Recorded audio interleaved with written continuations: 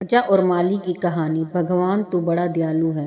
एक निर्धन व्यक्ति राजा के महल में माली का काम करता था।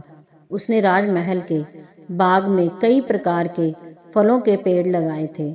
जो फल पक जाते वो तोड़कर राजा के सामने प्रस्तुत कर देता। कई बार खुश होकर राजा उसे इनाम भी देते। एक बार बाग में आम, अंगूर और नारियल के फल हुए। माली टोकरी लेकर बाग में पहुंचा और सोचने लगा कि आज कौन सा फल महाराज के लिए ले जाऊं।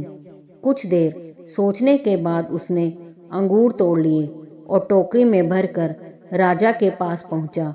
उन दिनों राजा कुछ चिंतित था। उसे गुप्तचर द्वारा सूचना मिली थी कि पड़ोसी राज्य का राजा उस पर आक्रमण की तैयारी में है। वह इस बारे में गहन सोच विचार में डूबा हुआ था। तभी माली उसके पास पहुंचा और चुपचाप उसके सामने टोकरी रखकर कुछ दूर जाकर बैठ गया। राजा मंथन करते करते टोकरी से अंगूर उठाकर खाने लगा। वह आधा अंगूर खाता और आधा फेंक देता, जो माली के ऊपर गिरता। जैसे ही अंगूर माली को लगता, वह कहता, भगवान तू बड़ा दयालु है। सोच विचार में डूबे राजा का ध्यान इस ओर नहीं था कि वह अंगूर माली के ऊपर फेंक रहा है। एक बार फिर उसने अंगूर माली के ऊपर फेंका और माली ने फिर से कहा, भगवान तू बड़ा दयालु है। इस बार राजा का ध्यान माली की ओर चला गया। उसने आश्चर्य से उसे देखा और पूछा, माली, मैं तुम पर झूठे फल फेंक रहा हूँ और तुम कह रहे हो भगवान तू बड़ा दयालु है। इसमें भगवान की कैसी दया। माली ने उत्तर दिया, महाराज, आज बाग में 3 तरह के फल थे, आम, अंगूर और नारियल।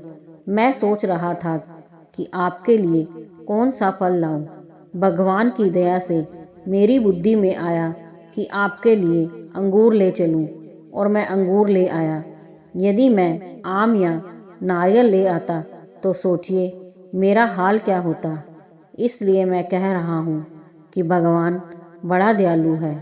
राजा माली का उत्तर सोचने लगा कि वह व्यर्थ में चिंतित है। भगवान की दया से उसे समय रहते पड़ोसी राज्य के राजा के मंसूबों का पता चल गया है। इससे उसे अपने राज्य की रक्षा की तैयारी का पर्याप्त समय मिल गया है। उसने भगवान को धन्यवाद दिया और राज्य की रक्षा की तैयारी में जुट गया। जब युद्ध हुआ तो उसमें उसकी विजय हुई और उसने अपना राज्य बचा लिया। सीख। दोस्तों, यह कहानी हमें सिखाती है कि परिस्थितियां चाहे जैसी भी हों, हमें भयभीत होकर घबराना नहीं चाहिए, बल्कि अपने मन को शांत रखकर उस परिस्थिति से निकलने का समाधान खोजना चाहिए।